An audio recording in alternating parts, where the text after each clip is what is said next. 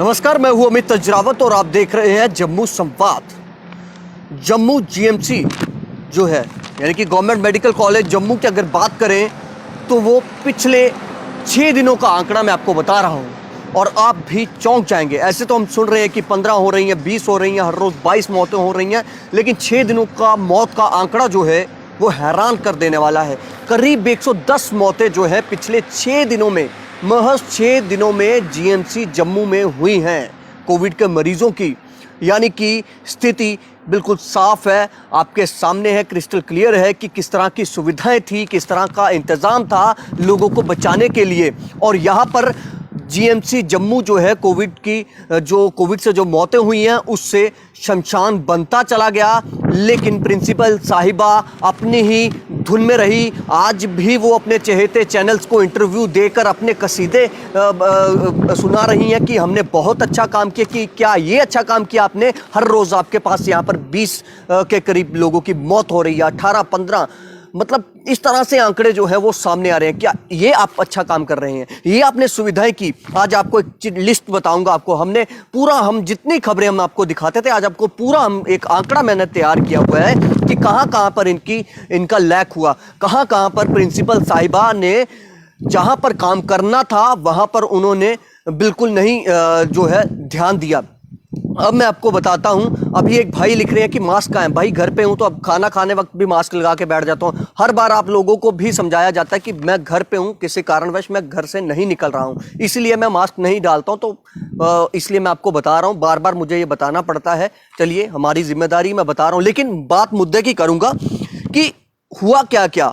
अगर आपने सुविधाएं की होती, वेंटिलेटर्स आपने चलाए होते, तो आपको यहाँ पर आपको जो है ये मरीज मरते ना। वेंटिलेटर्स पर ऑक्सीजन जो है वो नहीं पर्याप्त तरीके से पहुंच रही है। यहाँ पर डॉक्टर्स क्या करें? डॉक्टर्स खुद मजबूर हैं। वो कहते हैं हमारे पास टेक्नीशियंस नहीं है। ये मेरे पास रिकॉर्डिंग्स हैं उन पेशेंट्स के, तीमारदारों की, जो यहाँ पर एडमिट हैं। अभी की मैं बात बताता हूँ। अभी कुछ 10 मिनट पहले मुझे एक कॉल आता है जीएमसी जम्मू से। वार्ड नंबर 11 बेड नंबर 3 पे मरीज है कोविड का। उसका ऑक्सीजन सैचुरेशन, जो उसके अटेंडेंट बता रहे हैं, जो मरीज के तीमारदार बता रहे हैं कि हमारे पेशेंट का ऑक्सीजन लेवल जो है उस लेवल का जो है उसका जो लेवल है वो 60 से 65 से 70 के बीच, इतना मतलब 60-70 के बीच में उसका ऑक्सीजन का लेवल है।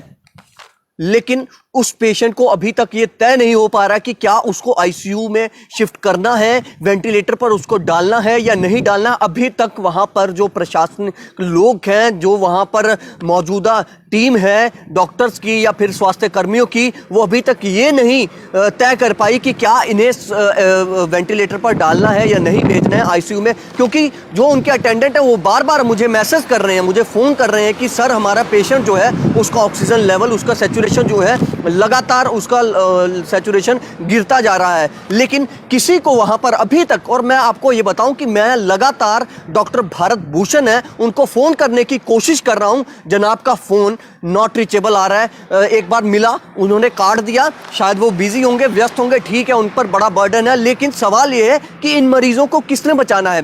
कौन बचाएगा इन मरीजों को? क्या ये पेशेंट, कल को हम यही सुनेंगे कि ये पेशेंट मर गया जिसको यहाँ पर वेंटिलेटर नहीं मिला। वार्ड नंबर 11 बेड नंबर 3, अभी भी बोल रहा हूँ, उस पेशेंट को अगर कोई अधिकारी जीएमसी के सुन रहे हैं तो उस पेशेंट को फटाफट जो भी उसको सुविधा चाहिए उसको दीजिए, क्योंकि जो उसके अटेंडेंट बता रहे हैं, क्योंकि जीएमसी में हालत बद से बदतर है। यही चीज है। फिर आप कहते हैं कि पेशेंट लेट पहुंचा, लेट नहीं पहुंचा। आपकी लेट लतीफी आपकी है, पेशेंट की लेट लतीफी नहीं है।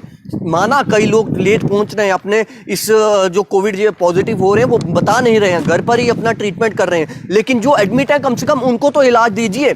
अब मैं आपको लिस्ट बताता हूं। प्रिंसिपल साहिबा जो बड़े बड़े दावे कर रही हैं, कसीदे गाड़ रही हैं कि हमने बहुत अच्छा काम किया है, अगर अच्छा काम किया होता तो यहां पर 6 दिनों में 110 लोग नहीं मरते। 110 से भी ऊपर है आंकड़ा, 113 का करीब बनता है। ये मैं आपको एक राउंड फिगर सा बता रहा हूं। मैं आपको बताता हूं, इको मशीन खराब हुई जीएमसी जम्मू में। प्रिंसिपल साहिबा इंचार्ज प्रिंसिपल है, माइक्रोबायोलॉजी की एचओडी भी हैं। डॉक्टर नसीब ढींगरा पर काफी विवाद हुआ और उन पर भी यही सवाल थे कि आपने सुविधाएं क्यों नहीं की। ऑक्सीजन की कमी इतनी थी, किल्लत थी, लोग मर रहे थे। लेकिन उनके टेन्योर में अगर हम बात करें, जब पहली लहर थी इतने लोग नहीं मरे थे, लेकिन अब लोगों की मौतें जो है शमशान बन गया हुआ है जीएमसी। 22 मौतें आज हुई हैं, ये एक मजाक नहीं है। और जिन लोगों को मजाक लगता है वो वहां पर एक बार जाके देख लें कि 22 मौतों का मंजर क्या होता है। 22 लाशें पड़ी होंगी वहां पर, आपको मॉर्चरी के बाहर आपको पता चल जाएगा जिन्होंने अपने परिजनों को खोया उन पर क्या बीत रही है। और आपकी लापरवाही से वेंटिलेटर्स नहीं आप सही करवा पाए। अब लिस्ट बता देता हूं। पहले सबसे पहले इको मशीन खराब हुई, पेशेंट को बाहर प्राइवेट लैब में जाना पड़ता था। एक पेशेंट की हमने खबर भी दिखाई थी कि बुजुर्ग महिला को किस तरह से उन्हें अतुल्या जो डायग्नोस्टिक लैब है वहां पर उनको लेके जाया जा रहा था, इको करवाना था, क्योंकि जीएमसी जम्मू की इको मशीन पिछले 4-5 महीनों से खराब थी। और प्रिंसिपल साहिबा पिछले इतने ही महीनों से वो अपने इस इंचार्ज प्रिंसिपल बनी हुई हैं, लेकिन उनको ये नहीं दिखा। ये उनका अच्छा काम था जिसका वो आज का सीधे पढ़ रही हैं। उसके बाद मैं बताता हूँ ऑक्सीजन प्लांट को इनको जिम्मेदारी इनकी थी। नसीब ढींगरा जी जब थे उन पर यही आरोप थे, डॉक्टर नसीब ढींगरा जी, कि आप ऑक्सीजन को लेकर गंभीर नहीं थे। लोगों को ऑक्सीजन नहीं मिली, लोग मरते गए, किसी को कोई फर्क नहीं पड़ा। फिर आपने एक दांव खेला कि मुझे तंग किया जा रहा है, इससे अच्छा मुझे ट्रांसफर कर दिया जाए। लेकिन खैर उनका तबादला हो गया क्योंकि वो भी अपने काम पर खरे नहीं उतर पाए। मैडम को बनाया, मैडम ने भी ऑक्सीजन की तरफ ध्यान नहीं दिया। जब त्राहिमाम हुआ, यहाँ पर लोग मरने लग गए, लोगों को ऑक्सीजन के बिना काफ़ी किल्लत हुई। आप सब ने देखा, हमने देखा, हर एक अधिकारी को ये चीज़ पता है। ऑक्सीजन को लेकर उन्होंने कोई भी जिम्मेदारी नहीं निभाई।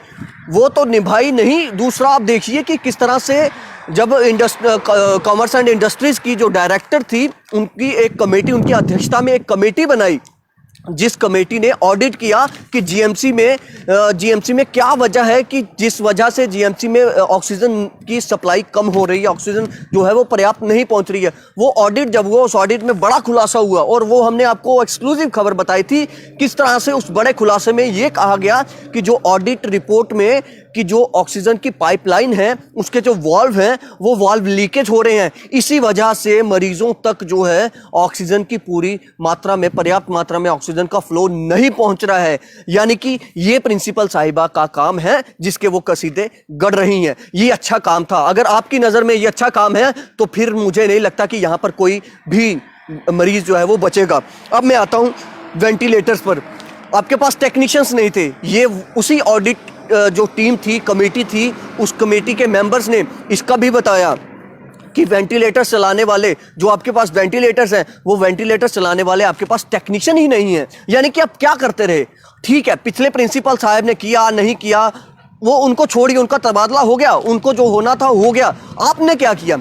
ये आपके अच्छे काम थे, ये आप करना चाहते थे। नहीं, आपने जिम्मेदारी ही नहीं समझी। आपको बस कुर्सी चाहिए थी, इंचार्ज बना दिया। अटल डुल्लू साहब कबूतर की तरह आंखें मूंद कर देखते रहे, तमाशा देखते रहे, लोग मरते रहे, आज भी मर रहे हैं। 22 मौतें आज हुई हैं। उनको पूछो जनाब, जिनके घर का सदस्य चला गया इस कोविड की वजह से, आप लोगों की लापरवाही की वजह से।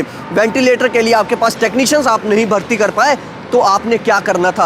अब आप बोल रहे हो हम लगातार, हम धड़ल्ले से रातों रात आप सब कुछ कर लोगे। वो भी हमने दिखाया किस तरह से रातों रात जो एडवर्टीजमेंट हो रही हैं नौकरियों, और अपने चहेतों को किसी को बताए बिना ही अंदर खाने ही पोस्ट निकल रही हैं और उनको नौकरियां दी जा रही हैं। और कल हमने स्टोरी चलाई, आज कई लोगों को ज्वाइन भी करवा दिया। क्यों ज्वाइन करवाया? क्योंकि पता है मसला बन जाएगा तो बाद में हमें जवाब देना पड़ेगा। इससे अच्छा है कोविड चल रहा है, इसका सहारा लिया जाए। हाँ जी, हमें बड़ी ज़रूरत थी इसलिए हमने फटाफट बंदे लगा दिए। और ऐसी क्वालिफिकेशन जो बाकी जीएमसी से अलग क्वालिफिकेशन है। और अपने चहेतों को सुनने में, मैं सीधे कह रहा हूँ, सुनने में हमारे सूत्र बता रहे हैं कि अपने अपने चहेतों को वहाँ पर फिट कर दिया, उनको नौकरियाँ दे दी, 50,000 की नौकरी उनको दे दी। इसमें जो है अपना फ़ायदा लिया जा रहा है। कोविड में किसी को मरीजों को बचाने की कोई फिक्र नहीं है। उसके बाद मैं आपको बताता हूँ, स्टाफ की इतनी शॉर्टेज है कोविड वार्ड में इतनी शॉर्टेज है। हम खुद, मेरे साथ, मैं आपको बताता हूँ, मैं आपको सही बोल रहा हूँ, अगर मुझे ज़रूरत पड़ेगी तो मैं आपको वो भी सारी चीज़ें शेयर करूँगा, सब कुछ बताऊँगा किस तरह से मरीजों के तीमारदार जो, क्योंकि ये हम इसलिए शेयर नहीं करते हैं कि वो हमें बड़े भरोसे के साथ अपनी बात हमारे साथ शेयर करते हैं, हमें बताते हैं कि हमें जो है अंदर ये दिक्कत हो रही है, हमें ये परेशानी हो रही है, इसलिए हम उनकी जान खतरे में नहीं डालना चाहते हैं कि उनको कहें कि उनका जो उनसे जो बात की होती है वो बात हम आपके सामने लाएं। हम इसलिए, क्योंकि हमें, हमारा भी कोई दायित्व है, हमारे लिए सिर्फ खबर मैटर नहीं करती, हमारे लिए लोगों की सुविधा मैटर करती है, सुविधा उनको मिलनी चाहिए, वो जिस तरह से मर्जी मिले, ठीक है। स्टाफ नहीं है, कई बार सुबह खाना नहीं मिलता है कोविड मरीज को, कई बार उनको इंजेक्शन जो सुबह लगना होता है वो दोपहर को लगता है। ये कई बार आपने सुना भी होगा, आपने भी खबरें सुनी, कई बार जब परिजनों की मौत हो जाती है तो तीमारदारों का गुस्सा निकलता है, वो गुस्सा सामने आपने देखा जाहिर होता है, वो भी आप सुना। ये स्टाफ नहीं वहाँ पर कर पाए। उसके बाद आपको मैं बताऊं, एक सबसे बड़ा मुद्दा, एसएमजीएस अस्पताल में माइक्रोबायोलॉजी लैब में ब्लड कल्चर सैंपल एक टेस्ट होता है, वो ब्लड कल्चर टेस्ट होता है, वो टेस्ट नहीं हो रहा है। वो क्यों नहीं हो रहा? पिछले 8-9 महीने से उस लैब में आग लग गई थी। एसएमजीएस अस्पताल में माइक्रोबायोलॉजी लैब में आग लग गई थी, ब्लड कल्चर टेस्ट उसके बाद वो लैब ही नहीं चालू हुई। तो ये काम किया हुआ है प्रिंसिपल साहिबा, आप कम से कम जवाब दीजिए, इस पब्लिक को जवाब दीजिए। छोड़िए चैनल वालों को, उठाइए मत उठाइए आप हमारा फोन, उनको छोड़िए, उनको परे करिए। आप कम से कम अपने नैतिकता के आधार पर ईमानदारी से आप ये चीजें बताइए कि क्या ये चीजें आपने करी, क्यों नहीं एसएमजीएस में जो ब्लड कल्चर टेस्ट वाली जो लैब है वो लैब आप अभी तक शुरू करवा पाए, क्यों नहीं शुरू करवाई? ये आपसे ये सवाल है, इसलिए आप कसीदे गढ़ रही हैं कि क्या ये आप कहते हैं कि हमने ये अच्छा काम किया है। ये हमारी नजर में ये अच्छा काम नहीं है, आपकी नजर में हो सकता है, क्योंकि आपको दर्द नहीं है। जिनको दर्द होता है वही काम करते हैं। दूसरा, अटेंडेंट्स को अब सबसे बड़ा और एक तरह से हत्या का मामला दर्ज होना चाहिए ऐसे अधिकारियों पर। क्यों होना चाहिए? कोरोना वार्ड में जहां पर पूरी दुनिया ये कहती रही कि जो व्यक्ति कोरोना से पॉजिटिव होता है, ये वायरस इतना खतरनाक है कि उस व्यक्ति को आप फटाफट उसे आइसोलेट कर दीजिए, अलग कर दीजिए, एक कमरे में उसको बंद कर दीजिए। लेकिन जीएमसी जम्मू में हमने आपको बड़े खुलासे किए, हमने बड़ी बड़ी वीडियोस दिखाई किस तरह से कोविड मरीजों के साथ उनके अटेंडेंट्स को भी कोरोना बम बनने के लिए छोड़ दिया जाता था। क्योंकि कोरोना बम हमने इसलिए बोल रहे हैं कि उनको अंदर भेज दिया जाता था, और ये बात बकायदा प्रिंसिपल साहिबा ने मानी है कि कई लोग अंदर जा रहे थे और हमने अब उन पर पाबंदी लगा दी। अगर किसी को जाना होगा वो हमें लिख कर देगा और अपनी जिम्मेदारी पर दे जाएगा। देखिए, अब जो मरीजों के तीमारदार हैं, जो अटेंडेंट्स हैं, उन्हें हालात बड़े पता हैं, सब कुछ पता उन्हें अंदर क्या हो रहा है, क्योंकि उन्हें कोई सुविधा नहीं मिल रही थी, स्टाफ की बेहद किल्लत है, जिस वजह से वो अंदर जा रहे थे, क्योंकि उनको अपना मरीज बचाना है, उनको अपने मरीज के साथ रहना है। उनको पता है किसी के भरोसे छोड़ेंगे तो हमारा मरीज यहां से वापस सही होके घर नहीं जाएगा। ये वजह है इन पर, ऐसे अधिकारियों पर जिनकी भी ये जिम्मेदारी थी, ऐसे लोगों को, मतलब जो तीमारदार थे, उनको रोकने की, नहीं रोका, जानबूझकर उनको जाने दिया अंदर वो अपने कोविड पॉजिटिव मरीजों के साथ जाते रहे। एक तो उनका पूरा डेटा सामने आना चाहिए, कितने लोग उसमें से जो अपने तीमारदारों के साथ मौजूद थे, कितनों का बाद में वो जब घर गए, कितने बाद में पॉजिटिव हुए, या उस दौरान वो पॉजिटिव हुए, कितने वो हुए। आखिर ये एक जांच होनी चाहिए और ऐसे अधिकारियों पर हत्या का मामला दर्ज होना चाहिए। डिजास्टर मैनेजमेंट एक्ट के तहत जो भी वायलेशन करते हैं इस कोरोना के मुताबिक, जो भी मुतल्लिक जो भी वायलेशन होती हैं, ये सारी जो है, ये सारी की सारी इनके खिलाफ एक जो है एक एफआईआर लगनी चाहिए। हम तो कहते हैं जरूर ऐसे अधिकारियों के खिलाफ होना चाहिए जिन्होंने जानबूझकर उन लोगों की जिंदगी खतरे में डाली, क्योंकि आपकी जिम्मेदारी थी उस पेशेंट को बाकायदा, उस पेशेंट को पूरी तरह से सुविधा देना, उसको स्टाफ मुहैया करवा के देना जो उसकी देखरेख करता। आपने नहीं किया। अगर आपने किया होता तो आज मरीज बच जाते, शमशान बनता गया आपका जम्मू, आपका जीएमसी जम्मू। लेकिन प्रिंसिपल साहिबा, आपको किसी तरह का कोई चिंता नहीं थी। यहां पर बुरी हालत है। अभी मैंने बताया कि एक पेशेंट जो है वो वहां पर जीएमसी जम्मू के वार्ड नंबर 11 बेड नंबर 3 पर, उसकी सैचुरेशन 60 से 70 उसके तीमारदार बता रहे हैं, लेकिन वो कह रहे हैं कि सर यहां से वहां से वहां, और कोई भी जिम्मेदारी नहीं ले रहा कि उसको आईसीयू में शिफ्ट करना है। मैं आपको बता देता हूं कि डॉक्टर भारत भूषण के पास इंचार्ज है, उनका वो इंचार्ज है इसके, उनको चार्ज दिया गया है और उनको ही डिसाइड करना होता है। भले ही मैं आपको ये बता रहा हूं, मेरा खुद का एक्सपीरियंस है, जब से ये हालात खराब हुए हैं, मेरा खुद का एक्सपीरियंस, हमें कई फोन आते हैं, कई बार मुझे रात को भी फोन आते हैं। एक मरीज, आज से एक हफ्ता पहले की बात है, एक मरीज का मुझे फोन आया, उसके अटेंडेंट्स का, रात 11 बजे की बात है। मैं पूरे 11 बजे से लेकर 2 बजे तक मेरी डॉक्टर भारत भूषण से टेलीफोनिकली बात होती रही। उस पेशेंट को आईसीयू बेड दिलवाना था, लेकिन उसे आईसीयू बेड बिल्कुल नहीं मिला, बिल्कुल नहीं दिया गया। वो मरीज़ 3 दिन पहले उस मरीज़ की डेथ हो गई बिना आईसीयू बेड मिले हुए, क्योंकि यहाँ पर किसी को कोई चिंता नहीं है। और तय किस तरह से करते हैं आप कि किस मरीज को किस स्थिति में मरीज होगा तो उसको आईसीयू बेड पर शिफ्ट करना है, ये सबसे बड़ा सवाल है। क्या इसीलिए आप लोगों को जम्मू की जनता जो है जम्मू की जनता आप लोगों पर विश्वास कर रही थी कि आप अच्छे अधिकारी आएंगे, अच्छे अधिकारी बैठे हुए हैं, ये हमारे लिए सोचेंगे? क्या यही कारण है, यही सज़ा मिल रही है उनको कि उन्होंने कभी सवाल नहीं किए, उन्होंने कभी किसी को नहीं पूछा कि हमारे लिए स्वास्थ्य सुविधाएं नहीं करी, हमारे लिए कुछ नहीं करा? कभी किसी ने सवाल नहीं किया। हमारी जनता इतनी भोली भाली है, वो कभी किसी ने, मैं खुद बता रहा हूँ कि कभी किसी ने नहीं बोला कि यहाँ पर हमारे सुविधाएं इस तरह से नहीं है। मुखर होकर कभी किसी ने विरोध नहीं किया होगा, क्योंकि जम्मू की जनता एक नेशनलिस्ट जनता है। इसीलिए आज मौतें ज्यादा हो रही हैं। कश्मीर में देख लीजिए, कश्मीर में जनाब दाद देनी होगी कश्मीर के डॉक्टर्स को। मेरा सैल्यूट है कश्मीर के डॉक्टर्स को, कश्मीर की एडमिनिस्ट्रेशन को, जो लोग अपनी जनता को बचाने के लिए दर्द रख रहे हैं। एक कश्मीर के बिजनेसमैन का हमने सुना, उन्होंने कोविड का हॉस्पिटल तैयार कर दिया। मतलब आप सोचिए कितना दर्द है उन्हें अपने लोगों के लिए। जम्मू में किसी को दर्द नहीं है, यहाँ मरते हैं, मरते रहें। प्रिंसिपल साहिबा इतना मतलब मैंने अपनी इतनी लिस्ट गिना दी, अभी और भी कई चीजें हैं जो प्रिंसिपल साहिबा के दौर में हुई हैं, जब से ये इंचार्ज प्रिंसिपल बैठी हैं। आखिर इन किसकी सरपरस्ती में इनको इतनी खुली छूट है, इन पर कोई पूछ नहीं रहा है। यहाँ पर आपने सुपरिटेंडेंट्स को ट्रांसफर कर दिया, उन पर सवाल खड़े हुए, उनको आपने ट्रांसफर कर दिया, लेकिन प्रिंसिपल साहिबा पर कोई भी असर तक नहीं हुआ, उनको कोई आंच तक नहीं। आखिर किसकी सरपरस्ती में, कौन है जो इन्हें शील्ड कर रहा है, किसकी चहेते हैं प्रिंसिपल मैम? मतलब अपने अपने चहेतों को ही हो रहा है यहाँ पर, अपने अपने चहेतों को जो है उन्हें अच्छी बड़ी कुर्सियों पर बैठाया जा रहा है, चाहे वो काम करें चाहे ना करें, किसी को कोई फर्क नहीं पड़ता है। इसलिए मैं कह रहा हूँ, घर पे रहिए, अपना ख्याल खुद रखिए। यहाँ पर जाएंगे तो आपको इलाज नहीं मिलेगा। नेताओं की बात वो छोड़ ही दीजिए। जब समय था बाहर आने का, कोई नहीं आया किसी भी पार्टी का। अभी भी पीडीपी, एनसी, कांग्रेस, मुझे तो कोई नेता दिख नहीं रहा है। बीजेपी वाले आजकल रैना साहब कुछ फ़ोन लेके लोगों को कॉल कर रहे हैं, जो काम आज से 2 महीने पहले करना था आज कर रहे हैं, और दिखावे के लिए अपने अपने चैनलों पे चढ़ा रहे हैं, मैं बड़ा काम कर रहा हूँ। अरे क्या करना है, शर्म करो सर, ऐसे काम को क्या करना है? ऐसा काम, आपके लोग मर रहे हैं, ये तक अभी नहीं कर पाया। अगर लोग, ठीक है, लोग लेट, एक ये भी आज एक सामने आया है कि लेट लतीफ़ी से 46% लोग जो हैं वो लेट पहुंचते हैं। वो खुद ही पहले अपने आप को डायग्नोज करते हैं, घर पर ही अपना इलाज खुद ही करते हैं, फिर वो अस्पताल में जाते हैं। अगर वो जा रहे हैं तो उनको अवेयर किसने करना था? आप लोगों ने करना था, एडमिनिस्ट्रेशन की जिम्मेदारी थी। आप उनको अवेयर करते कि जब भी आपको कोई ज़्यादा बुखार होता है, 2 से 3 दिन से ज़्यादा होता है, तो सीधे अस्पताल में आइए। आज आप एक पोस्टर बना के चिपका देते हैं, हाँ जी देखिए ये हुआ।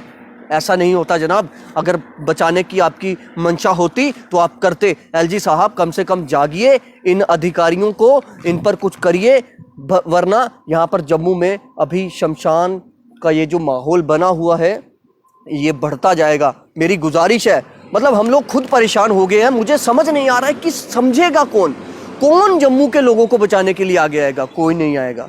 मैं कह रहा हूँ कोई नहीं आएगा, कोई भी नहीं आएगा। किसी को दिल में दर्द नहीं है जम्मू के लोगों के लिए, इसीलिए ये सारी चीज़ें हो रही हैं। और प्रिंसिपल साहिबा, एक बार अटल डुल्लू साहब छोड़िए अपना करना, एक बार इनको, मुझे लगता है कि किसी अच्छे काबिल डॉक्टर को जो है इसकी कमान दीजिए, और वो कम से कम यहाँ पर, और परमानेंट कमान एक बार दे के देखिए, और उन्हें समझ आएगी उस डॉक्टर को। शायद मुझे लगता है मैडम की जगह वो कोई और डॉक्टर आते हैं यहाँ पर, तो अगर वो ईमानदारी से काम करेंगे तो मुझे लगता है ये हालात अभी भी कंट्रोल हो सकते हैं, क्योंकि बहुत बुरी हालत है। 22 मौतें हुई हैं आज, मंजर पता चल जाएगा। 22 मौतों की लाशें जो हैं पड़ी होंगी तो पता लग जाता है क्या मंजर है वो। सर ऐसे नहीं होगा। और ऑफिस में बैठकर ऑनलाइन लोगों की मीटिंगें लेकर बैठेंगे करके उससे कुछ नहीं होना। कम से कम काम करिए।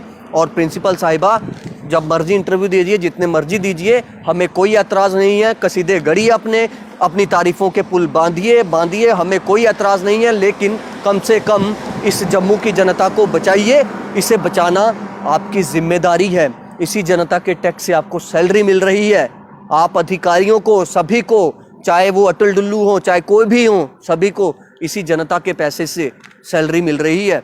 लेकिन इस जनता को बचा लीजिए, जम्मू के लोगों के लिए काम करिए, इनके लिए कुछ ऐसा, कश्मीर के डॉक्टर से ही कोई प्रेरणा ले लीजिए, उनसे कोई डिस्कस कर लीजिए, उनसे कोई आइडियाज़ ले लीजिए कि आखिर क्या हो रहा है, आप कैसे बचा रहे हो। यहाँ पर एक तो रिकवरी रेट कम है, दूसरा मौतें बहुत ज़्यादा हो रही हैं। कश्मीर में रिकवरी रेट बड़ा ज़्यादा और मौतें भी कम हो रही हैं। आखिर कुछ ना कुछ तो उनके पास है, उनके अंदर दर्द था अपने लोगों के लिए, उन्होंने दिन रात मेहनत की।